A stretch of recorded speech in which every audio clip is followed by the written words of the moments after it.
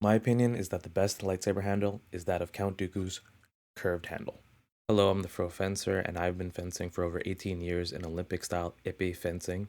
And today I'm going to explain why I think that Count Dooku's lightsaber is the best lightsaber from the Star Wars series in response to Shad's video on what is the best lightsaber. There are a lot of videos out there explaining that the handle creates new angles of attack that are confusing for your opponent. And while that's true, that is not the only reason why this handle is amazing, and I can't wait to get into it. Shad goes over cool parts about this lightsaber handle, noting that he doesn't know much about Olympic style fencing, so I'm going to go over its applications with this handle to hopefully prove my point. This is also the first video I ever wanted to make for this channel, but I didn't like how it turned out. But I still have some of the footage, so I'm going to use it to help assist in my explanation on the handle. We are going to go over the three major aspects of this lightsaber that make it superior in my opinion, and they are the handle angle, the fencing style used with the handle, and the multiple grips.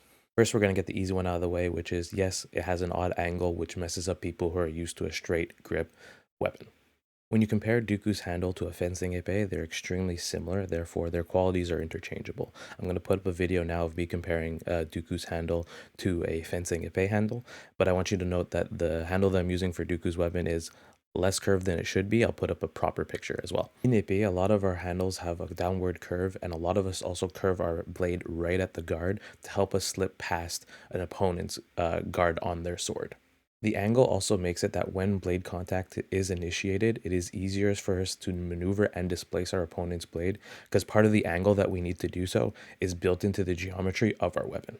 Swordplay is all about angle, so if you have the angle built into your weapon, you have a huge bonus there. So in a lightsaber duel where most combatants do not have a guard and seem to have a fetish for blade binds, this aspect of the curved handle is fantastic. Basically, the handle needs less work to get a hit. Now, all that about the handle is good and all, but the only way the potential of this handle comes out is by fencing like an epee fencer. This means single hand grip and tip forward. In epee, you have to be hyper aware that the lightest touch or the smallest opening could be game over, and the same applies to lightsaber combat. To make that even more clear, in epee, you have to hit with the tip of your weapon with only 750 grams of force to be able to get a point. That is barely anything. If you try and click the button on the end of an epee on someone, you'll see how much little effort it takes. So with a lightsaber like in epee fencing, you'd want to keep your opponent out of range with your tip forward until the moment you decide you want to attack or you want to activate a trap when they come into your distance. Feints and footwork are crucial because you never want to be infighting if the whole blade is deadly. There's way too many things that can go wrong, way too many variables, so you'd want to keep yourself out of distance until you choose to through your own trickery using your feet and your hand. This is how Dooku fails as a representation of a fencer because he's always doing the same thing as the other characters by not playing with space but rather just collapsing it constantly to go to these really close fights that you really shouldn't be doing. It is clear that in the prequels, they're purely reacting to each other as opposed to the original trilogy, where you can see them trying to problem solve how to attack, especially with Luke. You can see he's constantly using his mind to do that. It'd be cool to see that with Dooku and with a fencing style because it's crucial. If you don't use a fencing style of combat, then it doesn't really matter what handle you use because you're not using Dooku's handle to the fullest extent of its abilities. And that'll be even more clear when we look at the multiple grips that come with this handle. To add to this, Shad made a video 4 years ago saying that the Jedi fight with their lightsabers all wrong, and I completely agree. In that video, he points out attributes of a lightsaber that make it an ideal choice for an epee fencer to use, which in turn I think validates the point that Dooku's handle is the best handle. Shad points out that he believes that rapier fencing would be the ideal form to be used with a lightsaber, but I'd say that epee fencing would be even better because we are trained to go to the touch. Therefore, our techniques, our tactics, our habits, our footwork all revolves around those things that are more similar to lightsaber combat than what you would learn when you're learning rapier combat. The few times that I have fenced with rapier fencers who do HEMA, I always catch them on the hands because they're not used to that small opening being taken care of, and it kind of proves the point there. Okay, so in the movies, Dooku holds his lightsaber all wrong. There are three main ways that you can hold a French grip, as it's called in epee, or this type of handle, the curved handle. Okay, so the first way you can hold this handle is called pommel grip. It's when you put the pommel inside your palm and you wrap it around. Also, to be noted, in all the grips, you hold it with thumb on top, index underneath, and the other fingers go to assist. There's one big pro and one big con to holding your sword in pommel grip. And the pro starts off with you gain all this range.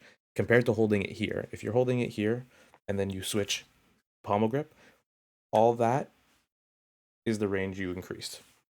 And that can be super useful.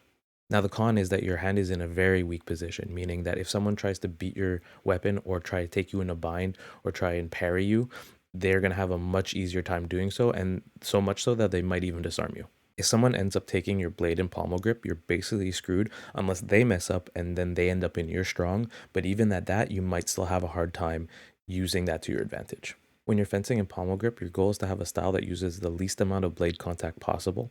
So your goal is to use feints to lure your opponent in so you can find an opening to attack, or have them initiate attack, but you hit them first because you have that extended reach that gives you the time to hit them before they can even reach you. If you want to watch masters of his style, you have to watch a World Cup in Epee with fencers from France because they are a master of this style. The last point I want to make about the pommel grip is that you get the most out of the curve of the weapon because you have the curve of the handle itself and the curve at the end near the blade. Therefore, by getting the most out of the curve of the weapon, you get around guards and parries with more ease.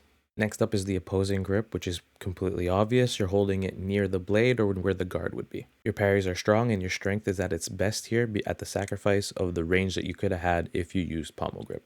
With this grip, you could do the same thing you did with the pommel grip, but you don't have the advantage of range, so why would you?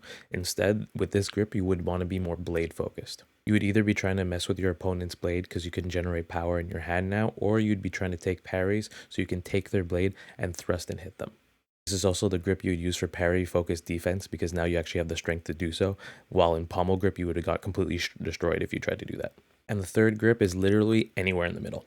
This is a common practice for fencers because they don't like to go to either the extremes sometimes. Sometimes they want to have a little bit more range, but they don't want to give up the ability to parry, so they go find the place in the middle where they feel comfortable.